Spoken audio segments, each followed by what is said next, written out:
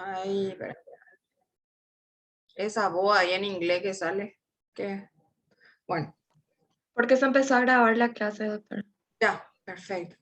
Bueno, entonces el diagnóstico se basa en estos 4 ítems principales, de los cuales el 90% está relacionado con el cuadro clínico. Una buena historia clínica, 90% tenemos el diagnóstico.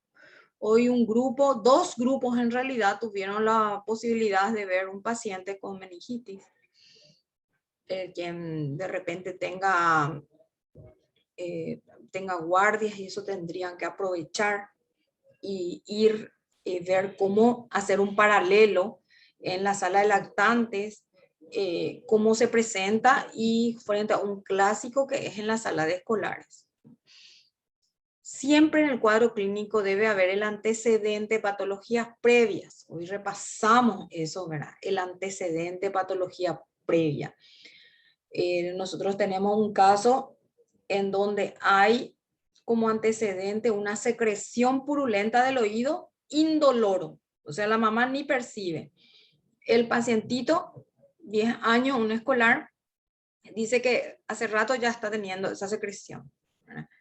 Entonces, patologías previas relacionadas en el AEA, por ejemplo, un cuadro respiratorio previo, ¿no? La condición anatómica es fundamental, no es lo mismo un chico que no tiene ningún antecedente que un chico que es portador de una derivación ventrículo-peritoneal, por ejemplo, por una hidrocefalia, no es lo mismo. El foco epidémico, hay veces que tenemos, ahora por ejemplo estamos entrando en un foco epidémico porque casualmente justo 2 al mismo tiempo en la sala, uno en un lactantecito pequeño y otro en una escolar. ¿Qué vacunas presentaron?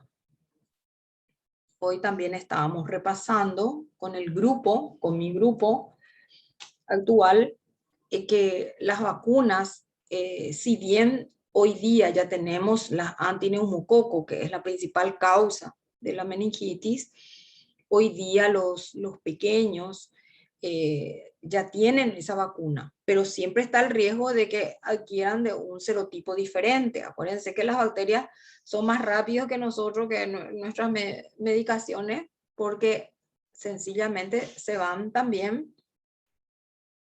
fortificando, adquiriendo resistencia y van cambiando nomás también su serotipo. Bueno, estas vacunas hoy día se utilizan desde los 2 meses, tienen una buena cobertura para los lactantes. Fue realmente algo demasiado importante que haya ocurrido en la historia de nuestras vacunaciones para disminuir enfermedades tan mortales como una de ellas la meningitis, pero la más frecuente, que es el neumococo, es la neumonía. Y todo eso está en disminución. Y justamente hoy le estaba diciendo, si bien ya tenemos los chicos escolares como el que tenemos, por ejemplo, no se han vacunado todavía de eso, porque es una vacuna que entró en vigencia hace unos 3, 4 años recién. Entonces esos chicos no tienen esa vacuna. Bueno, el hemograma sigue toda la cronología de la sepsis, ¿verdad? Todo completo, entre los cuales lo más resaltante debemos hacer la fórmula completa, por supuesto, leucocitaria, que nos expresa un cuadro infeccioso. El cultivo es fundamental, acuérdense que hay bacteremia. El PCR, que es una expresión de un proceso inflamatorio, es totalmente eh, inespecífico, ¿verdad? La eritrosedimentación, que habla de una infección así activa, y la glicemia para comparar justamente en este caso con el líquido cefalorraquídeo, porque nuestra relación tiene que ser con la glicemia central siempre. La punción lumbar, que vamos a pasar a hablar, las neuroimágenes en donde nosotros podemos evaluar las complicaciones. También descartar en un paciente que tiene muchos signos, un paciente muy séptico y tiene muchos signos de hipertensión endocraniana importante. Entonces, para ver la posibilidad de suspender la punción lumbar y hacer el tratamiento directo, ¿verdad? Entonces, para eso también nos puede servir las neuroimágenes al inicio. Entonces, en este cuadro clínico, ¿cuáles son los elementos que nosotros tenemos que tener en cuenta? Entonces, la hipertensión, todas las meningitis tienen hipertensión endocraniana. ¿Por qué? Porque hay una alteración del líquido, de la reabsorción del líquido cefalorraquídeo, y eso lleva a una irritación y compresión del sistema nervioso central. Entonces, ven ustedes acá, el 50%, prácticamente la mitad de los casos de nuestros pacientes se acompaña de un cuadro respiratorio previo, precedido. Entonces, aquí más bien, mirando un poquito los focos, considerando el lugar. Acuérdense que el lugar anatómico también tiene que ver. Cuando hay de repente mucho compromiso encefálico, no tanto meningio, o está asociado a eso, es donde nuestros pacientes se presentan con convulsiones, o sea, mucho trastorno de la conciencia, cosa que no suele ocurrir en una meningitis pura, así donde solo está infectado las meninges. Siempre hay algo, solo que cuando el foco no es tan agresivo, no es tan evidente, entonces no toma tanto, solo algunos focos por los mini infartos cerebrales que hacen por la infección, que ya vieron ustedes en la fisiopatología, lo que puede tener. Pero cuando hay convulsión, estas crisis, habla de un compromiso importante meningoencefálico. Cuando es netamente meningio, tenemos los clásicos, los signos meningios, la fiebre, un poquito en la región subdural, fusión de líquido y compromiso de toda la presión cerebral, ¿verdad? O sea, todo lo que evidencia eso. En el periodo de bacteremia, cuando todavía no se expresa, no se manifiesta, tenemos la clásica, el clásico aspecto tóxico. Inclusive se ven en esos chicos que tienen una infección de algo, generalmente respiratoria, o tienen una neumonía, una infección de los focos contiguos como senos paranasales, oídos. Entonces todo eso nos tiene que hacer pensar que eso pueden producir bacteremia si no se controla y llegar a esto. Bueno, los focos evidentes por los edemas que se producen, que el ejército tóxico, el vasogénico, el intersticial, es del edema cerebral, ¿verdad? Que es el famoso. Si es un bebé de menor de 18 meses, tenemos el abombamiento de la fontanela. Los vómitos y cefaleas son signos frecuentes, vómitos en proyectil, mirar un poquito la sutura, herniación y el fondo de ojo. Hoy estaba peleándome justamente con los residentes, que un chico con antecedentes de otorrea y no han revisado el oído con el otoscopio. Miraron, pero no revisaron el oído, que es fundamental para descartar una otitis media, que es uno de los causales por contigüidad de la meningitis. Y bueno, cuando tenemos signos de focalización, es cuando también fue para abajo, hacia una mielitis. La neurona motora superior también puede alterarse, o sea, podemos tener hasta problemas en la marcha. Todo eso nos puede hacer una infección que se inicia en la meninge.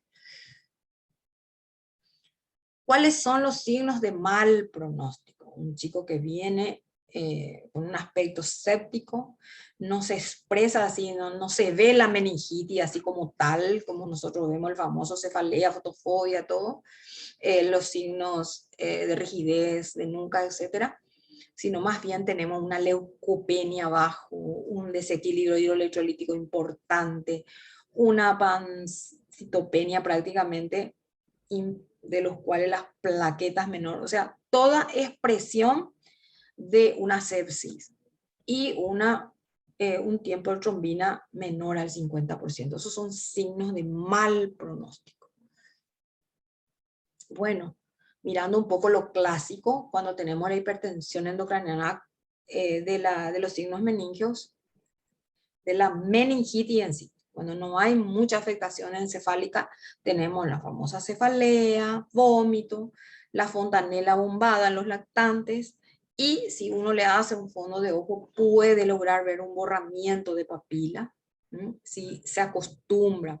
Acostúmbrense ustedes, estudiantes, a usar los elementos que tiene, su otoscopio, su oftalmoscopio, esos vienen generalmente ya en paquete. Entonces, practiquen, porque después ya tienen el mal hábito de ya le piden nomás la tomografía y ya está. Bueno, entre los síntomas de una afectación encefálica, lo que nosotros vemos en el caso de nuestro paciente que también tiene fotofobia. Entonces, evidentemente hay un trastorno ya sensitivo. ¿Por qué? Porque ya es posiblemente una infección crónica que atravesó, que logró atravesar los plexos coroideos, logró atravesar esa barrera hematoencefálica. Entonces tenemos el trastorno sensitivo o trastorno de la conciencia, ese es cuando hay mucha irritabilidad. Obviamente los pacientes que están comatosos expresan mucho la afectación encefálica y la convulsión. Bueno, tenemos los lactantes, por ejemplo, muchas veces vienen fiebre, convulsión. Entonces, ante ningún otro dato evidente, hay que punzar. Signos de irritación meningia de por sí es la rigidez de nuca, los signos de Kernin y Brusicki que tienen que manejar muy bien cómo se hace. Yo de todos modos les traigo todo acá como repaso, ¿verdad? Vamos a ir viendo. Bueno, el neonato es toda una patología totalmente diferente. No es como el escolar, que es el clásico, ¿verdad? Nosotros más nos guiamos por signos de sepsis en el recién nacido. Y muy poco que nosotros vemos acá, lo único que nos puede llamar la atención es que bebé no quiere alimentarse o vomita, no quiere alimentarse. Eso siempre es un mal pronóstico. Un recién nacido que no quiere alimentarse y no está hipoglicémico, y de la nada empieza. No esperar la fiebre. Es muy poca la posibilidad que tenga fiebre. Y lógicamente en el contexto de una sepsis, por supuesto. Sobre todo, van a ver ahora cuando den neo, cuando es una sepsis tardía. Bueno. Ven ustedes en lactante, son todos síntomas y signos totalmente inespecíficos. En cualquier patología viral pueden encontrar esto. Irritabilidad, decaimiento por deshidratación, fiebre, vómito, no quiere alimentarse. Entonces hay que estar atento al antecedente. O sea, en estos chicos investigar. Una buena historia clínica es clave para llegar a tiempo. Aquí tenemos clásicos, una fiebrecita. Este es un dato muy importante. No quiere alimentarse. Llora, llora, llora. Está irritable. Se le alza, se irrita más todavía, no hay consuelo. O empeora cuando se le alza, porque se le mueve. Por supuesto, esta retracción acá ya medio que llegamos un poco tarde. La fontanela bombada, que sí, tenemos casos de chicos que ya vienen así en este estado, y esa letargia. Y ni dudar. Hoy estábamos hablando que por el tema de la clase corta, que el tiempo corto que nosotros tenemos, entonces no podemos estar hablando muchas veces de casos que hemos tenido. Hoy compartimos con el grupo sobre diferentes chicos que vinieron. Por ejemplo, uno que vino estaba con esto, pero como no le sacaron su ropita, nadie se dio cuenta. Cuando le abrieron ya encontraron lleno de quimosis y con petequias. Bueno, estos son los clásicos. Nuestro paciente tuvo todo creo que vómito no tuvo, pero tuvo fiebre, cefalea, dolor de nuca, rechazo a la luz, decaimiento. Esto es lo que no tuvo. Todo esto hizo un clásico. Y encima el antecedente de la otorrea. Bueno, esta es la triada, donde podemos ver un 40%. Fiebre, rigidez y trastorno del sensorio. La triada clásica.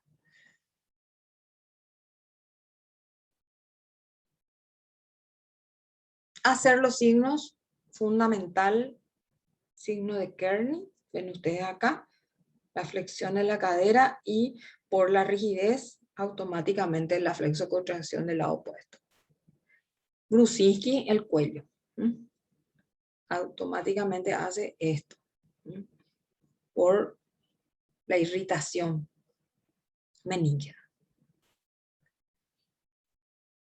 Ahí como vimos, el compromiso encefálico es lo mismo. Generalmente, de repente, uno hay que estar atento a un Nistagmus, por ejemplo. Un Nistagmus, de la nada, un lactante te hace. No precisamente una convulsión. Este es también un clásico. Nosotros le decimos, y hemos tenido de hecho, fontanela en gorro frigio. Una montañita por ahí. Hemos tenido. Aunque no lo crean, es una hematología casi epidémica para nosotros. Hay periodos que entran en agosto, septiembre, empieza hasta noviembre por ahí. Casi siempre es más frecuente. Bueno, como todo compromiso del sistema nervioso central, tenemos que evaluar, ya vimos en la evaluación primaria, qué tienen que evaluar del área neurológica. Y la escala de Glasgow, por supuesto, es una de ellas. Y el lactante, por supuesto, no podemos esperar que actúe como un niño mayor. Entonces, de repente es solamente guiarnos por el tipo de respuesta que hace, ¿verdad? Lo de la apertura ocular es la misma. La actividad motora, como ellos normalmente hacen su flexioncita, pero hace todo lo mismo. Y este también es el clásico, la flexión ante el dolor y la extensión ante el dolor, que es más grave. Y lo que cambia un poco es la parte de las órdenes verbales, considerar su edad, ¿verdad? Si balbucea o sonríe, lógicamente no va a hablar como el niño mayor. Estos son los datos de los valores normales. Eso es solo una adaptación, pero igual les sirve el de adulto. Les traigo nomás que pediatría también tiene lo suyo, vamos a decir. Porque depende mucho de la edad. Todo el resto igual, estamos solamente las diferenciaciones en las órdenes verbales. Un poquito también que va aumentando esto. Este es como para tener una tablita a ustedes para que les sea fácil. En más detalle, ¿verdad? Todo esto, la utilización, más la respuesta verbal. Bueno, ¿cómo nosotros hacemos la parte laboratoria? Ya hablamos de que en lo que es el análisis general, todo lo que es un proceso infeccioso es lo que se expresa, leucocitosis, neutrofilia, eso es un clásico, ¿verdad? Eritro, PCR alta, todo eso vamos a tener alterado como cualquier cuadro infeccioso. Pero tenemos algunos que hoy justamente les dije, pacientes que casi siempre, casi la gran mayoría de los pacientes vienen con mínimo con una amoxicilina de tratamiento. Eso ya es suficiente para alterar nuestro líquido, pero no quiere decir por eso para curar, ¿verdad? Entonces, tenemos nosotros como de repente, si hay platita de por medio, porque si hay medios, la detección del látex es una alternativa, es muy sensible y detecta toda la parte de antígenos de la mayoría de los agentes causales de la meningitis. Y está también entre ellos el estreptococo del grupo B, que es la galáctica que tenemos también en el recién nacido, más frecuente, ¿verdad?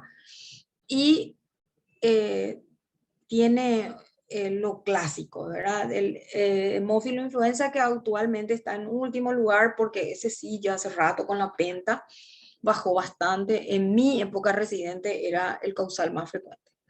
Bueno, este que ustedes ven acá en realidad no es el PCR clásico, la proteína C reactiva, sino este es la reacción en cadena de polimerasa. Es mucho más específico, pero no hacen acá. Pero es bueno que ustedes sepan que, que es muy prometedor como diagnóstico etiológico y que sobre todo cuando nosotros tenemos un frotis negativo en un paciente que ha sido tratado, es muy difícil rescatar en un frotis común. Es un procedimiento sencillo el frotis, pero es increíble cómo no hacen. Lo que pasa es que en el hospital no se hace. Entonces los residentes ya no le hacen nada.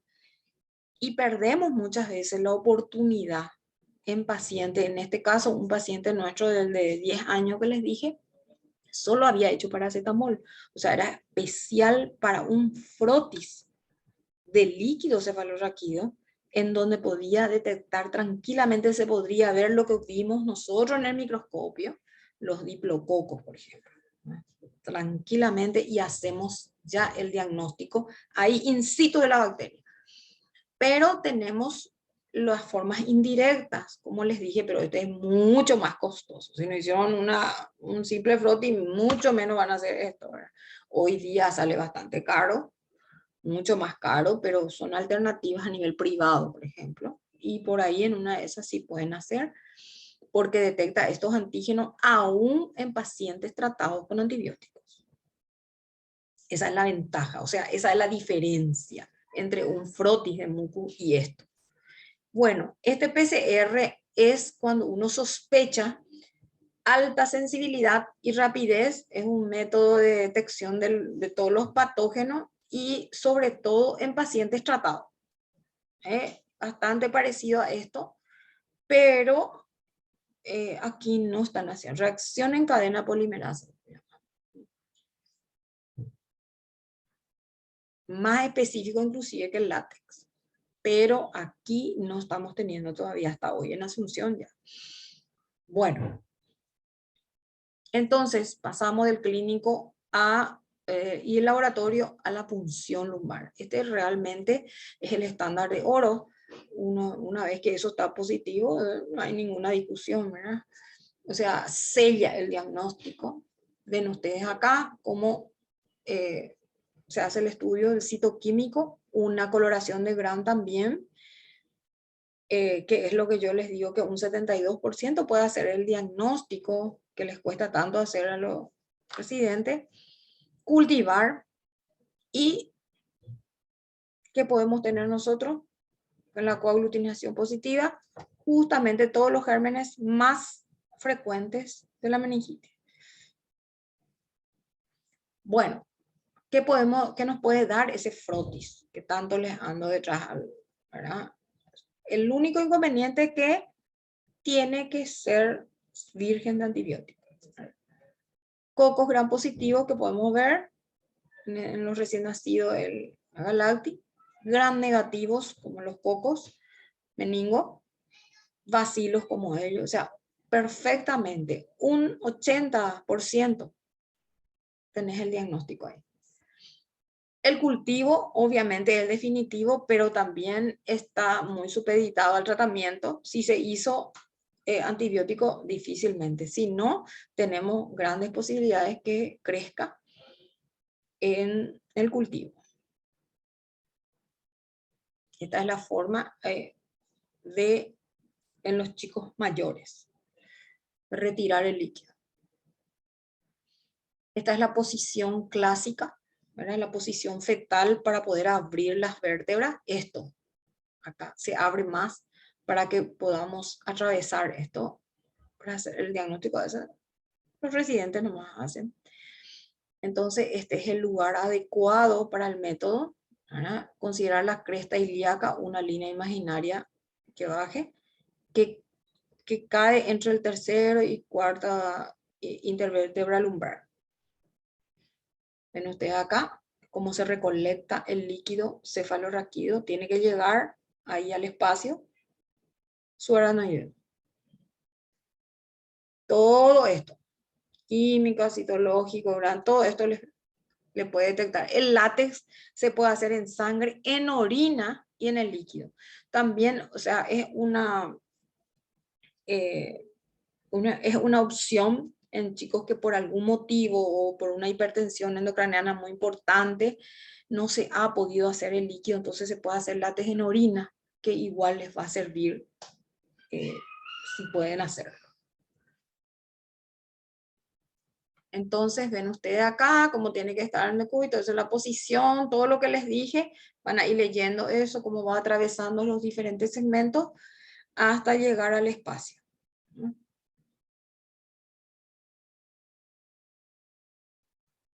¿Cuáles son las indicaciones ante una sospecha? Lo clásico, cuando presentan signos y síntomas de meningitis. O un paciente que tiene una apariencia tóxica, séptica, el policultivar significa también líquido cefalorraquídeo. Cualquier sospecha de sepsis en el recién nacido.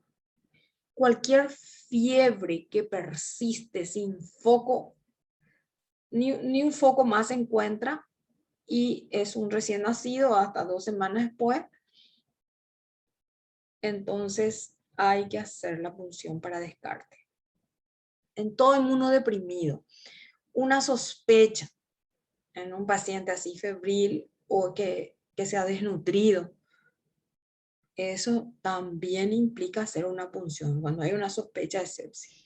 Por supuesto, cuando aparecen petequia en un paciente con fiebre, sin ninguna duda. Y una fiebre de la nada en un paciente que sí tuvo contacto con un paciente con meningitis. Por ejemplo, el año antepasado creo que fue, que tuvimos también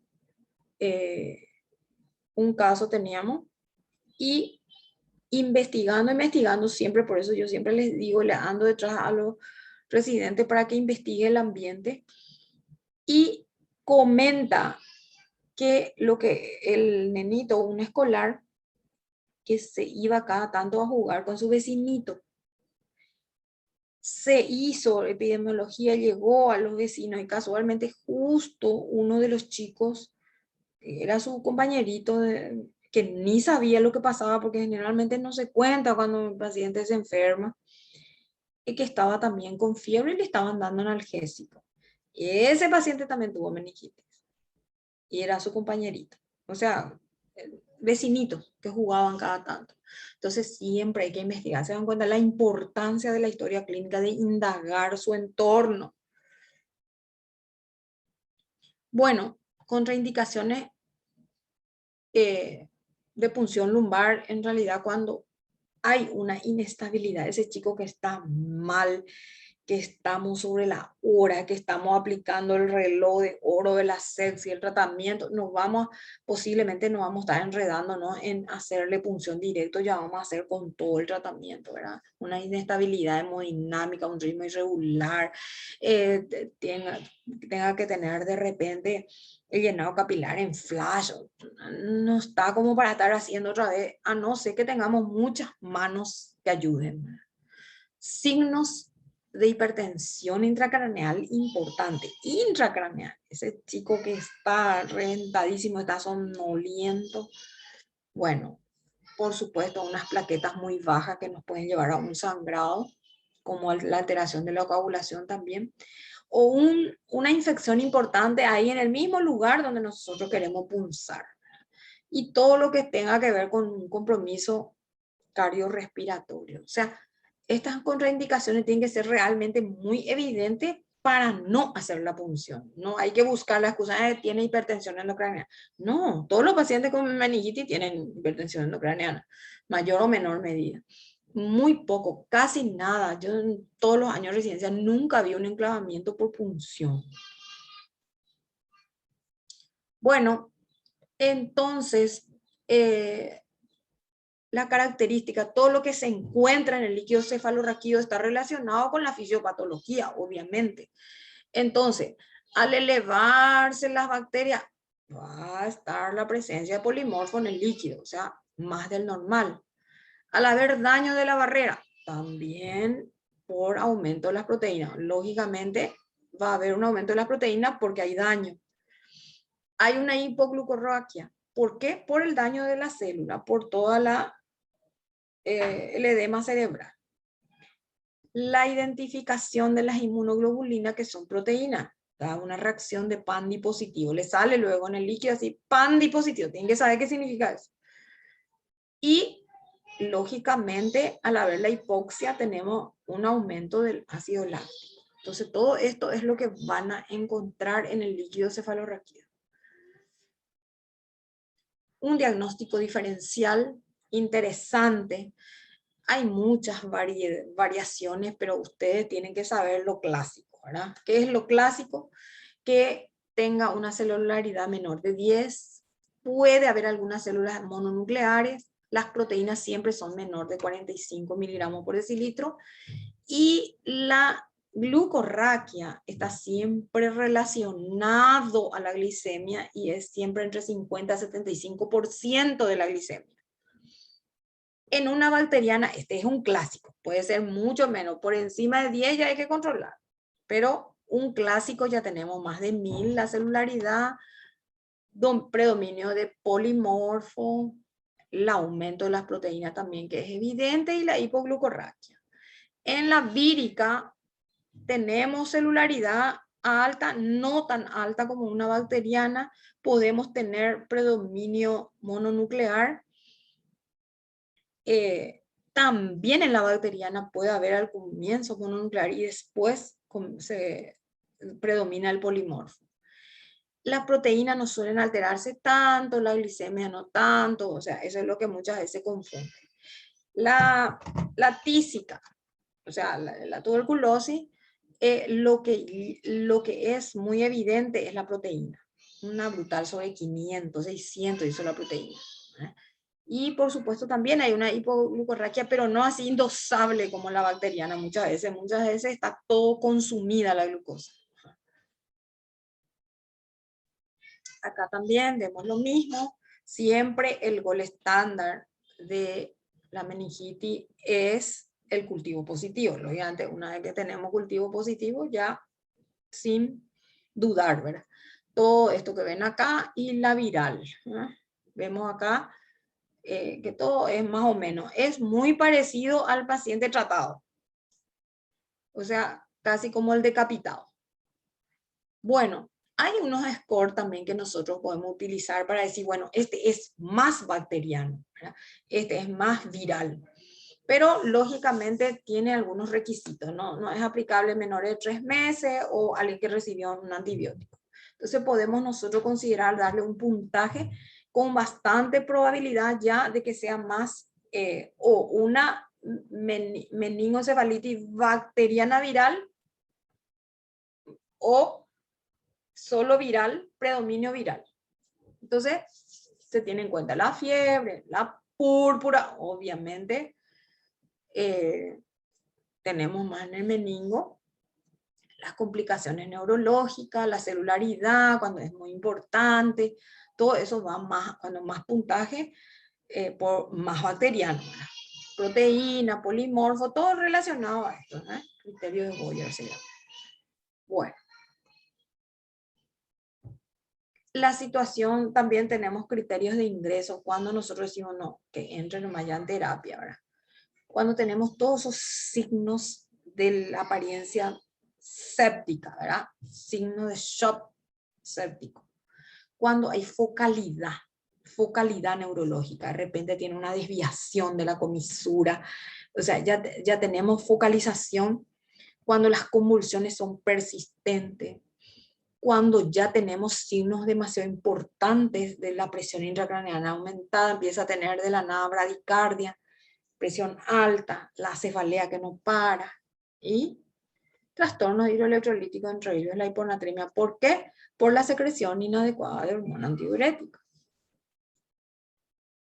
Bueno, vamos a tocar un poquito este bichito, ¿verdad? Este coquito gran negativo, que es muy agresivo. Hoy estuve compartiendo también con el grupo, por cuestión de tiempo no vamos a poder hablar de la situación que se nos presentó de chicos que tuvieron meningitis, uno con petequia y otro sin petequia. En la misma semana nosotros tuvimos uno con petequia y otro sin petequia y que creció meningococo.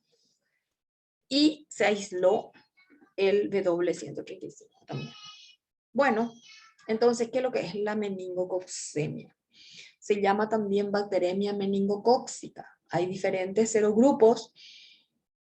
Está causada por la mayoría A, B, C y W135, que es el que predomina aquí en Ciudad del Este. Algunas personas pueden albergar esta bacteria en la garganta y no se enferman. O sea, está ahí deportada. Bueno, ¿en qué se basan? Vieron ustedes ya, no hace falta que le diga toda la estructura del meningococo, que tiene unos pilis que facilitan la adherencia, su polisacario capsular, ¿verdad? Que es lo que se produce para protegerse de la fagocitosis, la endotoxina, que son las responsables de toda la reacción multisistémica por su elevación de la citoquina en forma importante.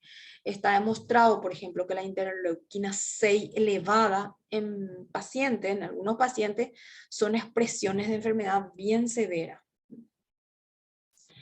Entonces, esto es lo que nos hace diferente en los huéspedes, los que hacen una importante reacción y los que no. Y como vieron, cómo nos pasó a nosotros, 50%, 50% pasó a ser, porque en una semana tuvimos las dos clases, uno sin, otro con. Entonces, acá vale lo de la manifestación cutánea un 50%. ¿Cómo es el rash? Van a ver que predominan las extremidades. Al inicio parece como una manchita, parece más bien una alergia, una reacción alérgica. Y después evoluciona ya a unos puntos en alfiler casi negruzcos, que son las petequias, y en realidad ahí lo que hay es necrosis. Ven ustedes acá, esto ya son las complicaciones más graves hemos tenido. Estas son fotos de nuestros pacientes, ¿verdad? Casos fulminantes con CID, shock, coma. La complicación más importante, el Waterhouse-Friedrich, que hemos tenido, de hecho. ¿Y qué es lo que es eso? ¿Verdad? No todas las meningococemias, por suerte, ¿verdad?, hacen esto. Entonces se produce un complejo, una reacción demasiado importante de la endotoxina, una respuesta importante hacia la endotoxina del meningo en huésped predispuesto, que activa esta cascada de coagulación, produce una vasculitis donde, aparte de la vasculitis que tiene órganos sensibles, produce necrosis de esa vascularización, piel, riñón y cerebro.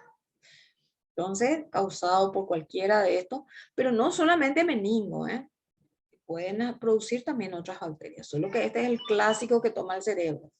Y importante saber, famoso es que le aíslan, todo el mundo se corre, nadie quiere entrar, pero sabemos que 24 horas después del tratamiento ya no es transmisible. Obviamente hay que tomar las precauciones previamente. Este es otro, uno de nuestros lactantecitos, este era un escolar. Ven ustedes acá cuando miren la necrosis. Estos son necrosis, no son manchitas nomás. Bueno, hay una infección bacteriana, se llama sepsis, ¿verdad? ¿Cómo se quiere? Este bichito entra a través de las gotitas de la respiración y al toser empieza la transmisión. Todas estas manifestaciones son las clásicas que se producen en cualquiera de las meningitis, de hecho, ¿verdad? Hay un periodo de incubación como todos, una semana más o menos, y similar a todo lo que hicieron influenza, o sea, como una gripe, ¿verdad?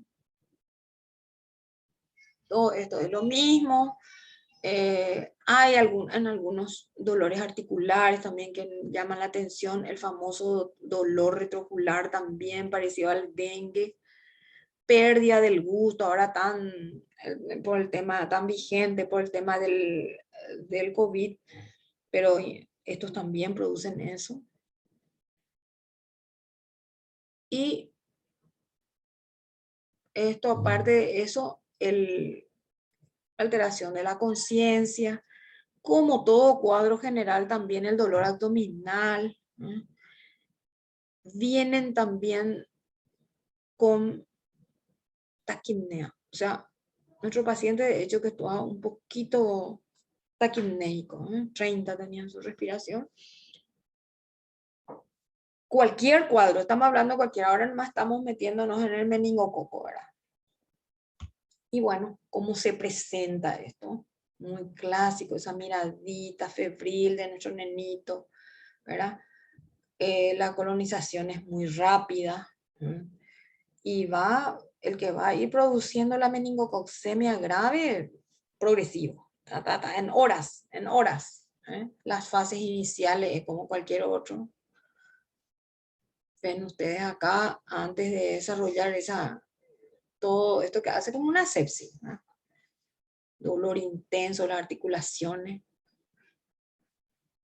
Y después empieza las erupciones. Ven ustedes acá, un 86% es como una pápula, como un eritema. Y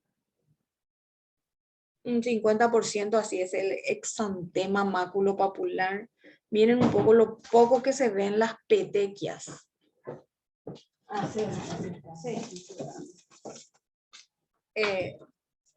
Ven ustedes acá las petequias, el poco porcentaje que tenemos. O sea que cómo hay que correr cuando encontramos. Después esto nodular es un poco raro, pustuloso menos todavía. Y el polimorfismo propiamente dicho también, ¿no? Algunos eritemas, otra parte exantema, así también es clásico. Pero cuando ven el punto petequial, ese hay que correr porque es re contagioso. Bueno, vemos acá la importancia de los mediadores proinflamatorios. Eso hoy día muy en boga por nuestra manifestación por el COVID, que tenemos que tener en cuenta, pedir todo esto, factores de necrosis tumoral y todo eso, interleuquina, los que se puedan, a los que se puedan también. Fibrinopéptido, ahora también usamos mucho la ferritina, los dímeros D. Bueno, raro, pero fulminante. Una hipotensión progresiva que no pasa con nada, hace una falla multiorgánica porque se produce una insuficiencia de la suprarrenal, una CID generalizada en usted y un frotis te puede expresar, ¿no? Por supuesto, hay que hacerle todo también su coagulograma, los pacientes. Este es el más clásico de todos, así se presentan nuestros pacientes cuando decimos, tiene petequia. Entonces las máculos papulares petequiales son las más frecuentes. Ven ustedes acá, se puede ver una suprarrenal negra, hemorrágica, inflada por la sangre.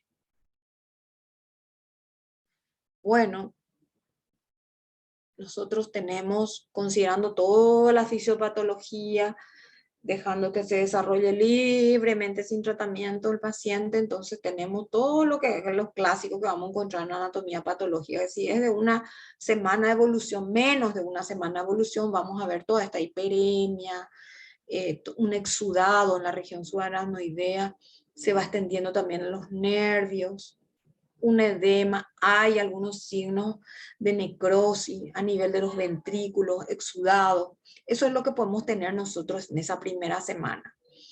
Respuesta inflamatoria importante, fibrinógeno, exudación de proteínas, todo.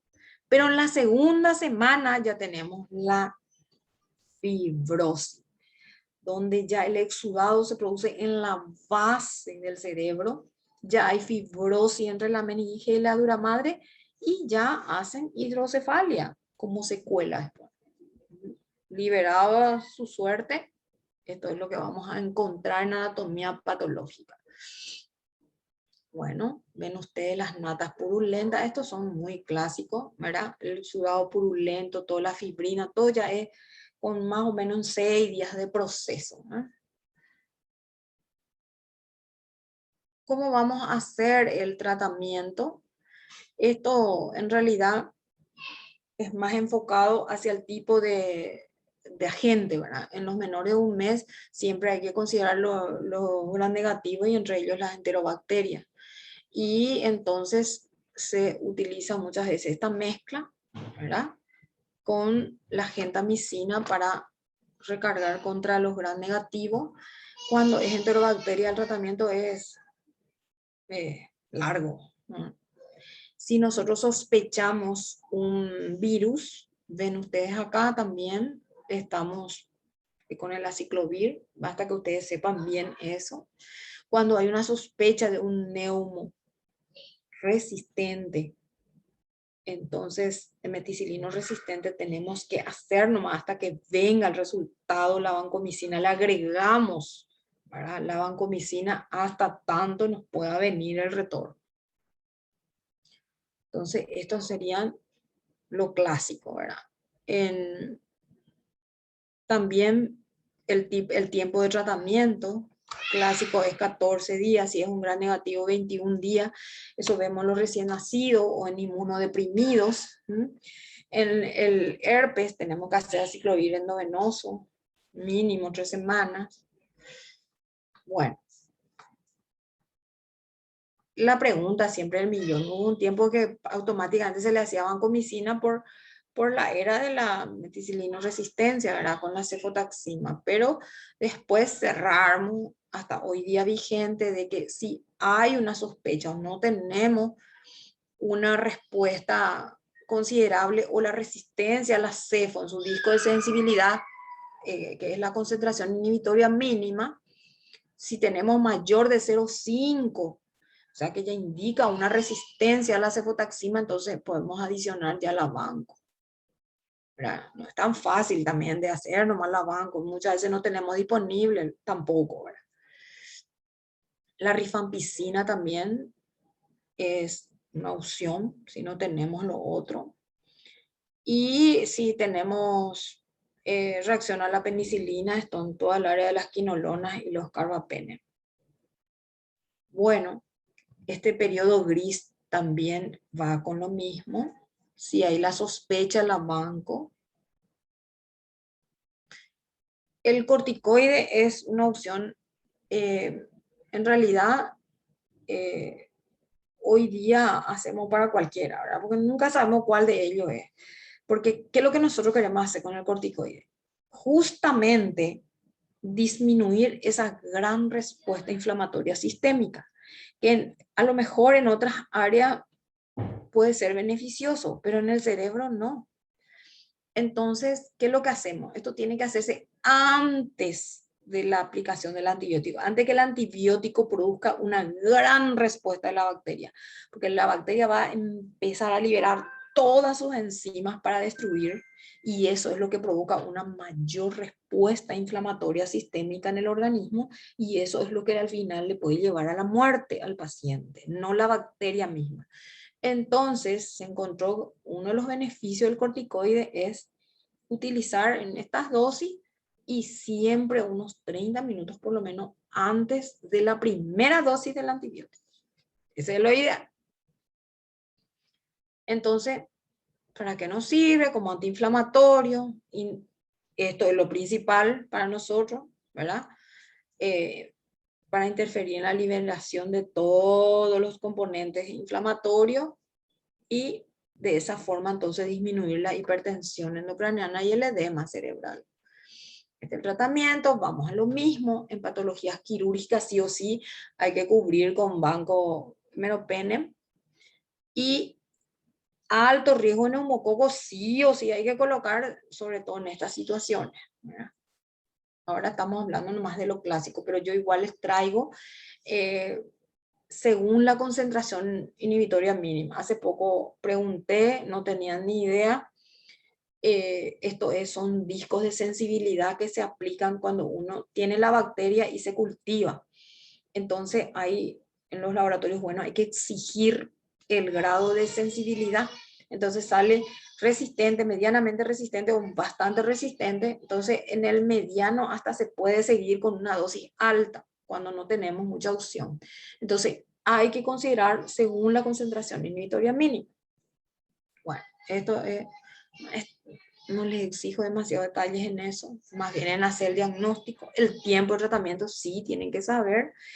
Increíblemente el meningo, el más agresivo, apenas huele la penicilina, ya muere. Entonces con 7 días, 5 días tampoco era, pero 7 días mínimo. Nosotros por precaución hacemos 10 días. Entonces 10 días para todo y después según, ¿verdad? Excepto en recién nacido, ¿verdad? Esto, el estreptococo o la listeria, ¿verdad? Y que la mayoría llevan 3 semanas de tratamiento. Bueno, entonces vemos acá en qué caso nosotros podríamos repetir. No solemos repetir la punción. No, nos guiamos más por la clínica, pero hay situaciones. En la meningitis neonatal, por ejemplo, hay que hacer porque es consecuencia de una sepsis tardía muchas veces. Las enterobacterias también, que nos embroman bastante. O no se hizo adecuadamente la medicación para neumococo. No aparece una resistencia medio intermedia, medio sospechosa. Entonces, nos da que dudar, se hace también una segunda punción. Si hay una sospecha de fracaso en las 48 horas, sigue mal, sigue una apariencia tóxica, bueno, no hay nada que hacer. Y lógicamente, una fiebre prolongada. Por eso que les traigo estas definiciones, ¿verdad? Que son muy útiles para pensar siempre en el curso del tratamiento de un paciente con meningitis. La recurrente, por ejemplo, la que aparece después de que se curó, puede ser con la misma bacteria o con bacterias diferentes. Y se ven más en chicos que tienen una inmunodepresión. La que reactiva. ¿Qué es lo que reactiva? Está ahí, pareciera que está pasando y de repente vuelve otra vez cultivo positivo. Lógicamente el mismo germen que parecía inclusive que salió negativo y de repente vuelve a positivizarse. Eso muchas veces es cuando hay resistencia. Se va adquiriendo resistencia a la bacteria o subdosis. La recidivante, o sea, ya terminó la meningitis y 3 semanas después de suspender de la nada, ¿verdad? Aparece de vuelta todo. Esa reaparición está muy relacionado con que el tratamiento se hizo correcto, pero la bacteria se reactivó. Y la decapitada, que es la que más tenemos, la famosa, así que me duele esto, la garganta, la cabeza, bla, bla, metele, se va a la farmacia y le dan su famoso Amoxi IVL. Ahora todo IVL. Antes era el famoso, el ofenicol. Ahora hasta en polvo había. Bueno, tenemos, ese es lo más crítico porque lastimosamente la secuela después ya es tardía. Entonces,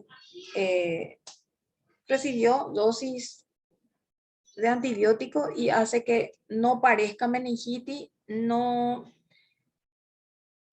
se manifiesta adecuadamente, no se sospecha y llegamos a esto. Sí o sí, ese termina con la muerte o una secuela mínimo sordera, mínimo. Bueno. ¿Cómo evoluciona? Ya estamos más o menos terminando esto. ¿Cómo evoluciona? ¿Cómo va mejorando? Esto es cuestión de que vayan leyendo. Como la fontanela empieza ya. Estos tienen que saber para decir no está respondiendo como nosotros queremos. Entonces, que es lo que se llama la recurrencia, esa reinfección que les dije, cuando se reactiva en ese tiempo que está haciendo su tratamiento. Si se decide hacerle una nueva punción, que vamos a tener, esta glucosa rápidamente aumenta, las proteínas van disminuyendo, pero siguen vigentes. Por eso que igual hay que hacer la punción, por más que se trató, no se trató, lo que sea. ¿Por qué? Porque va a haber algunos vestigios que nos van a hacer sospechar que sí tuvo. No va a ser el clásico, pero sí tuvo, ¿verdad? El froti va a ser un negativo, muy rápido se negativiza apenas se hace el tratamiento. Por eso que no nos sirve el frotis cuando hubo tratamiento de por medio. Y bueno, entonces la celularidad y las proteínas son los que nos pueden orientar de que sí hubo acá, pero como se trató, entonces está medio borderline, ¿verdad? El cultivo prácticamente va a ser estéril. Las complicaciones. Esto, hay complicaciones precoces y tardías. Las precoces, ven ustedes acá, es más por la hipertensión endocraniana, que se focaliza, convulsiona y de eso tiene la secuela, ¿verdad? Trastorno por la secreción inadecuada de hormona antidiurética y lógicamente un shock séptico, ¿verdad? Hay que ir tomando todos sus parámetros. Las tardías. Esto es lo que les dije yo, que ocurriría si pasamos la segunda semana, se hace el tratamiento, es medio crónico, se salva a nuestro paciente. Estas son las posibilidades. Un derrame subdural que va trancando, trancando y llega a una hidrocefalia, puede ser comunicante o no comunicante, y la hipoacusia, que es el más frecuente neurosensorial. Ven ustedes acá, este ya es, miren un poco la capa de pus. Esto entonces el edema cerebral, que es muy clásico si uno le hace en el neonato, por ejemplo, ven ustedes el peligro. Que no es menos frecuente el síndrome de secreción inapropiada de hormona antidiurética. Se ocurre en gran parte de los pacientes con infección. El higroma tenemos también, es más líquido, es todo líquido. Acuérdense que la barrera está alterada, entonces pasa agua al espacio subdural y nos puede ocurrir esto, agua. Eso, como se sospecha, la fontanela sigue abombada, por supuesto, hay focalización en el cuadro clínico y una fiebre que va, que viene, no termina. La secreción inadecuada, vemos acá, vamos a confirmar por la expresión de deshidratación, la celularidad, la detección con los electrolitos, el ionograma, la laberintitis, por eso que viene la hipoacusia, ¿verdad? ¿Por qué? Porque aquí es donde daña el acueducto coclear. Se pierden las células biliosas, hay calcificación y se daña el nervio auditivo. El empiema ya es primero el higroma, agua y después... ¿Sí? Perdón. El absceso cerebral, hemos tenido pacientes que fiebre persistente, no pasaba. Bueno, logramos hacer su tomografía, aparece esta cosota, ¿verdad? Absceso cerebral. Y la expresión es signo de focalización, lateralización, empiezan ya hemiparesia. Un paciente con meningitis que en el curso aparece o hacia el final aparece todo esto, ya tenemos que saber. Y sobre todo una fiebre que va, que viene, que no pasa. El absceso. Trombosis, ese ya es son por los trombos sépticos. La ventriculitis, ya saben por qué. La quimioprofilaxis, esto van a leer nomás, es un poco largo, pero tienen que saber, por ejemplo, a quiénes se le hace la quimioprofilaxis. Se hace a los que han tenido influenza y los que han tenido, ¿sí?, meningo. Entonces se hace a todos los contactos en menores de 4 años porque la influenza en ellos es lo que son frecuentes. Acá ven ustedes la rifampicina, ¿verdad? Esto es también muy importante que conozcan para las escuelas, ¿verdad? Quiénes, si se le hace al compañerito, al lado, ¿verdad? Entonces, todo menor de de 12 meses y en la casa hay también un menor que no recibió lógicamente la vacunación completa, ¿verdad? Entonces todo eso corren los riesgos, ¿verdad? Estas son las opciones, rifampicina, una vez no hay luego ahora creo que estamos teniendo la ceftriaxona intramuscular y la cipro, este es el menos creíble.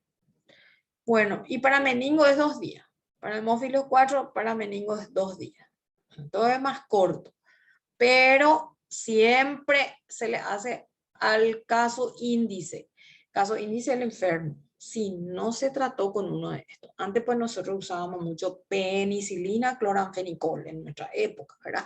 Entonces ahí no se radica de la garganta, entonces hay que hacerle también un contacto íntimo en los últimos 7 días. Aquí es donde nosotros detectamos al vecinito. Bueno. Y después esto que ya vieron, este es con el que usamos nosotros, una suspensión. Las vacunas que ya vieron, en qué tiempo se ponen, cómo estamos, esta es la actual, la que usamos, Menactra se le dice, ¿verdad?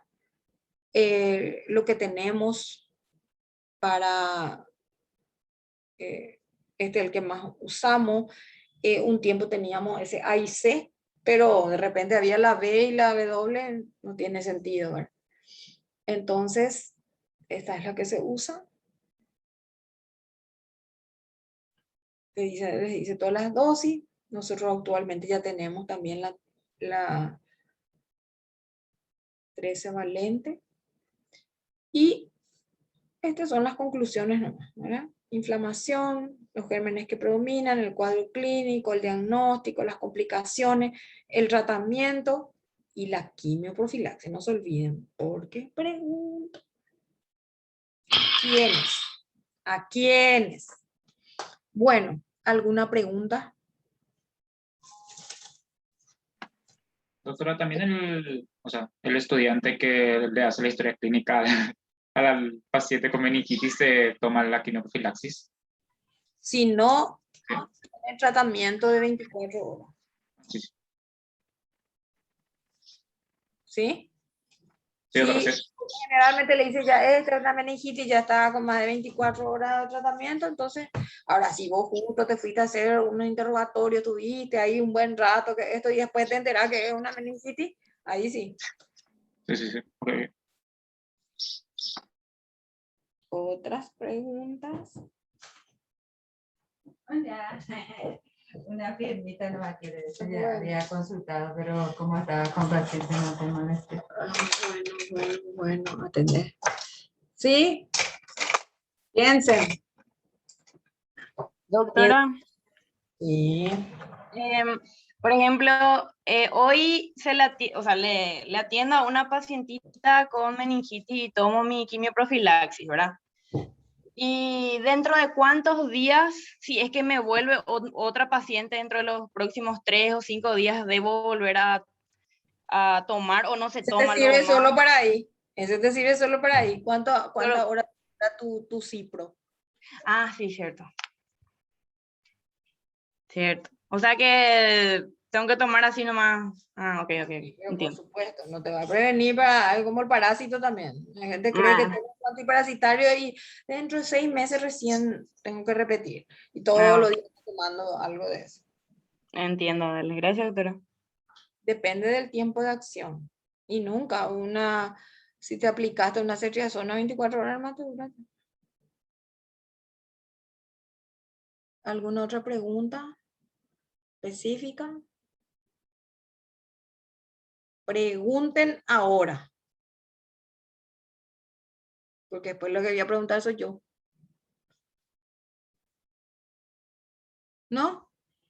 Demasiado guapo, ¿entendieron? Doctora, yo tengo una preguntita. No me quedó muy claro si en todos los casos de meningitis se usan corticoides, ¿verdad? Y actualmente sí. Un tiempo se decía no, pero meningo, el mal que produce tanta reacción, neumo no, hemófilo y meningo nomás, todo eso. La misma cosa, la profilaxis también, ¿verdad? Solo para neumo no se hace en realidad, ¿verdad? Para los otros sí. Pero la quimioprofilaxis se hace a todo, menos actualmente ahora al contacto, porque todos usan mínimo cefotaxima, que sí erradica de la garganta.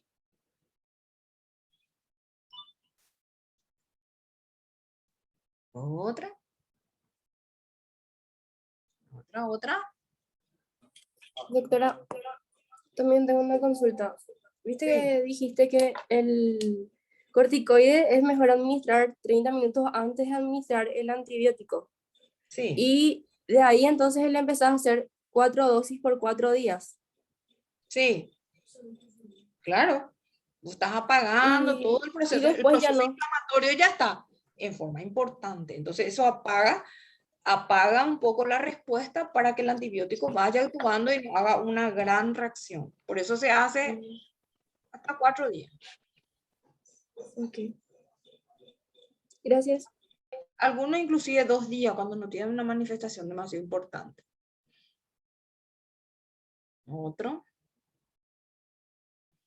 Otras preguntas. ¿Tienen claro? La fisiopatología tienen bien claro. ¿Mm?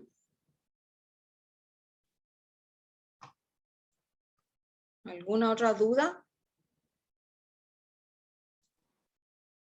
Doctora, yo tengo una duda, pero es sobre otro tema, pero es para el parcial que me No te hicieron preocupes, hoy. pregúntame nomás. Bueno, en la clase de asma nosotros dimos el protocolo actual, pero el doctor Carlos nos presentó el protocolo que se usa en el hospital regional y nosotros tenemos que saber ambos protocolos o el que usamos en el hospital regional El que usan en el hospital, basta con uno. con uno. Te salvas cuando decís, bueno, se dieron algunos, pero el que se está utilizando en el ministerio es esto. Y ya expresa tu conocimiento. Y hablando de eso, no me mandaste ni una de las clases, que no Sí, sean doctora, esta de la doctora Raquel. No, yo te pasé todo ya lo respiratorio, pero te voy a reenviar otra vez. no, es del infeccioso te hablo. Ah, y de infecto lo que me falta es diarrea no megalias. Eso le voy a volver a pedir a los doctores. Tenés que enviarme porque eso, ellos de repente han cambiado algunas que otra conducta o agregaron algo y ese es lo que yo después voy a exigir. Sí, sí, le voy a volver a pedir. Les voy a volver a pedir. Sí, y después, ¿qué más te falta? ¿Cuándo vos me enviaste el respiratorio? ¿Cuándo me enviaste? Para que pueda Ah, mirar mi correo. Todavía no miré. y la verdad que yo te envié cuando terminamos ya respiratorio hace un mes por ahí, pero voy Porque a a mí mirar. el doctor Carlos me había dicho que el cambio que él hizo solamente fue en bronquiolitis y asma. Sí, en Después bronquiolitis los ya. otros dos siguió igual, me dijo, ¿verdad? Por eso que no me preocupé. Sí, Pero reenvíame por las dudas, sí, porque te voy a reenviar. Todo junto te voy a enviar nomás ya si tenés todo en bueno, uno. Y, vaya preparándose entonces. sí, y tuberculosis vamos a tener el viernes que viene con la doctora Betty, ya me confirmó. Ya está entonces. Ya está. Entonces, ¿qué hora? A las 11. Y este viernes ya empezamos con la doctora Esther, lo que es urgencia. Y llegaste a hablar con la doctora Graciela. También. Y con ella empezamos el viernes también que viene, pero más temprano, 7:30 con ella. Y después a las 11 va a dar la doctora Betty tuberculosis. Porque es el único horario en que la doctora Betty podía. Claro. Y entonces, Entonces, medio que vamos a dar allá por el 12 por ahí, ¿verdad? y terminar todo más o Me menos pareció. para la fecha que vos ¿Hasta me habías. cuándo nosotros, podés averiguar hasta cuándo yo tengo tiempo para mandar la nota de ustedes en la facultad?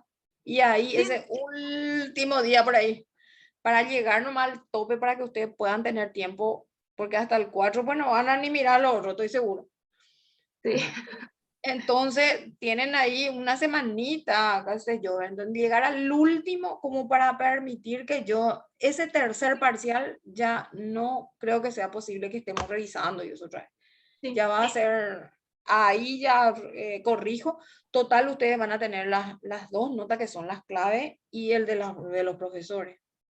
Sí, voy a preguntar, doctora. Y también voy a hablar con la doctora Melissa por el tema de las finales, para preguntarle cuándo es el congreso también, para, como me dijiste, marcar antes del 23 y no en fecha de los congresos. Y en lo posible porque nosotros tenemos que presentar para coccidioidomicosis. Sí, Después está también Zika. tres estamos llevando al Congreso. 3, y el otro es lo que no me acuerdo, pero nosotros, mi grupo es para cocción. Y va a ser en el Congreso de Infecto, pero está también el Congreso de Pediatría, donde también van a presentar otros y así. Entonces no quisiera, porque uno es el Congreso General de la mayoría va a ser por Zoom. O sea, muchos no se van a ir. Pero en el Congreso de Pediatría posiblemente, como va a ser presencial también, entonces posiblemente algunos. Voy a ver, no sé también yo ahora que tengo un viaje ahí en esa fecha, pero traten de que no sean en días de congreso y antes del 23, que es sí ya mi fecha marcada para el viaje de vuelta, que ahora fue postergado. Esperemos. Está bien, doctora. Para los que van a rendir. ¿Quiénes son los que van a rendir? Muchos en noviembre. Los internos no tienen la alternativa. Y creo que la mayoría está queriendo rendir, pero en primera mesa, porque ahora vamos a tener los 2 últimos parciales, vamos a estar más frescos. Bueno, fresquita en la mente. Sí, Bueno. y así también antes de tu viaje ya y después ya descansada de nosotros, doctora. Pasamos No todo y creas. hoy ya te vas a la playa. Sí. Y después viene lo de diciembre. No, ojalá que no. Ojalá No, que y pasemos. hablando de diciembre, sigue siempre el mismo esquema, noviembre, diciembre y febrero. Sí, Va a seguir. noviembre, diciembre y febrero ya va a ser este año, ya se va a normalizar. Ya, perfecto. Bueno, estamos Dale, entonces. doctora, Nos vemos. estamos. Chaucito. Dale, doctora, chao, chao. Listo. Doctora. Chao, chao.